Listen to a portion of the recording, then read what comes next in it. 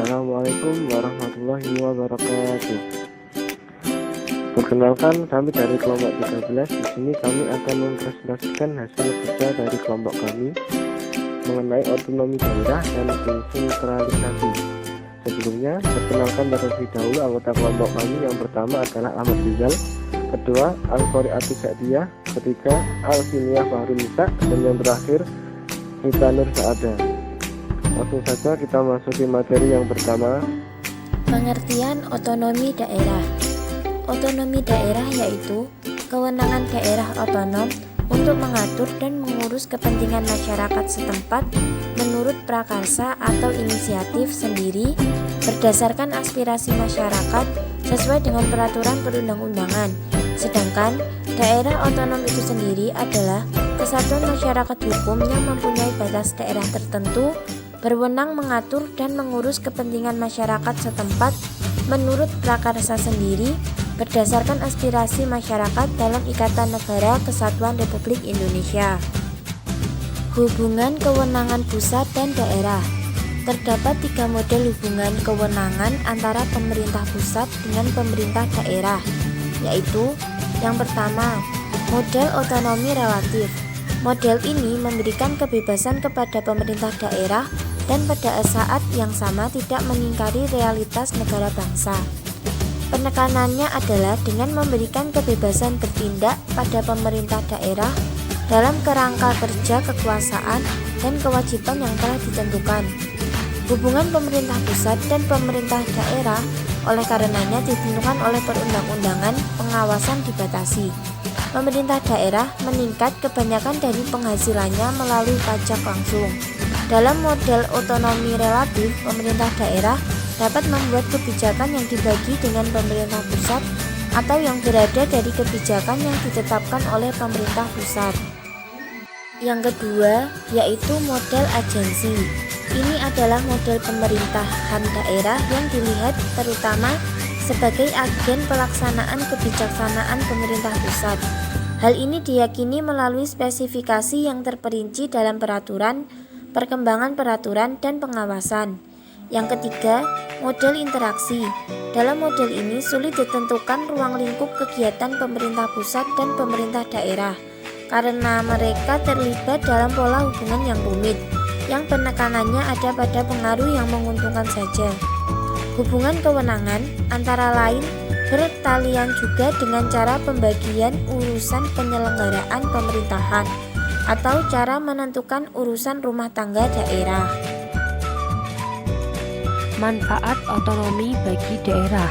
Beberapa manfaat diterapkan sistem otonomi daerah yaitu 1. Agar tidak terjadi pemusatan kekuasaan di pusat sehingga penyelenggaraan pemerintah berjalan lancar. 2. Pemerintahan bukan hanya dijalankan oleh pemerintah pusat dan pemerintah daerah juga terlibat. 3. Kesejahteraan masyarakat di daerah semakin meningkat. Yang keempat, daya kreasi dan inovasi masyarakat di daerah akan semakin meningkat karena setiap daerah pasti berusaha menampilkan keunggulan di daerahnya. Yang kelima, meningkatnya pengawasan kegiatan yang dilakukan. Yang keenam, meningkatkan pasokan barang dan jasa di daerah dengan biasa yang disesuaikan. Yang ketujuh, memudahkan pengaturan administrasi pemerintahan. Yang kedelapan, lembaga masyarakat mengalami peningkatan. Pengertian desentralisasi. Desentralisasi berasal dari kata de dari bahasa Belanda yang artinya lepas dan centrum yang artinya pusat, sehingga desentralisasi memiliki makna sesuatu yang terlepas dari pusat. Desentralisasi adalah penyerahan kekuasaan pemerintahan oleh pemerintah pusat kepada daerah otonom berdasarkan asas otonomi. Bentuk desentralisasi.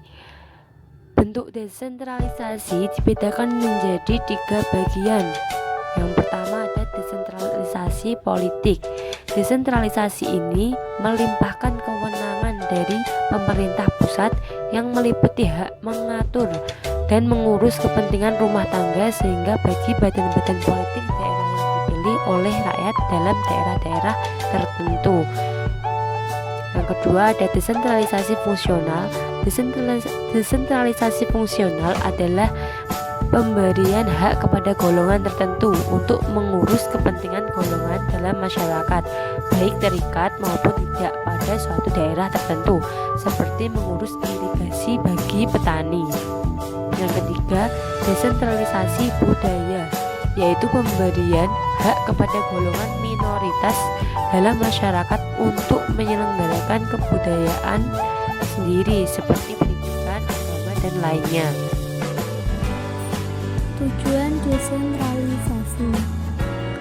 Tujuan desentralisasi dibedakan menjadi dua sudut pandang, yakni 1. Kepentingan pemerintah pusat. Dalam kepentingan pusat ada 4 tujuan utama kebijakan desentralisasi dan otonomi daerah sebagai berikut: pendidikan politik, pelatihan kepemimpinan, penciptaan stabilitas politik, perwujudan demokratisasi sistem pemerintahan di daerah. 2. Kepentingan pemerintah daerah. Dilihat dari sisi kepentingan pemerintah daerah, tujuannya adalah mewujudkan kesetaraan politik, menciptakan akuntabilitas atau gagasan lokal, mewujudkan keresponsifan lokal. Secara garis besar, tujuan utama kebijakan desentralisasi dan otonomi daerah adalah membuka akses yang lebih besar kepada masyarakat sipil untuk berpartisipasi baik dalam proses pengambilan keputusan di daerah maupun dalam melaksanaannya. Kelebihan dan kelemahan desentralisasi. Sistem desentralisasi memiliki kelebihan dalam menjalankan pemerintahan. Struktur organisasi merupakan pendelegasian wewenang dan memperingan manajemen pemerintah pusat, mengurangi bertumpuknya pekerjaan di pusat pemerintahan. Dalam menghadapi permasalahan yang mendesak, pemerintahan daerah tidak perlu menunggu instruksi dari pusat. Hubungan yang harmonis dan gairah kerja antara pemerintah pusat dan daerah dapat ditingkatkan. Dan yang terakhir, yakni kelemahan desentralisasi. Ada beberapa kelemahan desentralisasi, yakni sistem desentralisasi tidak hanya memiliki kelebihan, tapi juga kelemahan.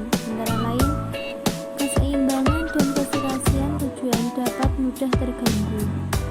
Desentralisasi dapat memunculkan sifat kedaerahan, memerlukan banyak waktu untuk melakukan perundingan atau musyawarah, memerlukan biaya besar, besarnya organ pemerintahan, sehingga membuat struktur pemerintahan jadi kompleks dan dikhawatirkan koordinasi tidak